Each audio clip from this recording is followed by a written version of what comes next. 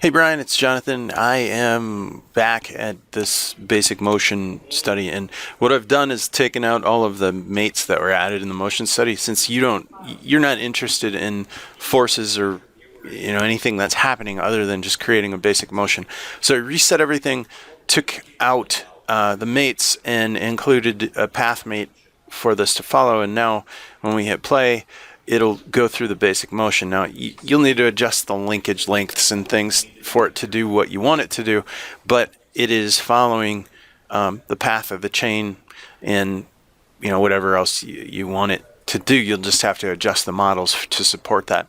So I'm going to zip this up, send it back to you. If you have questions, please do let me know. Basically, I can't find any way to animate a part chain. I've never seen that done. I see all kinds of examples on YouTube for chain animation, but it has to be an assembly. I don't know how to animate a part file. That's a little bit different operation for me. So I will send it back. If you have questions, let me know, and we'll go from there. Thanks.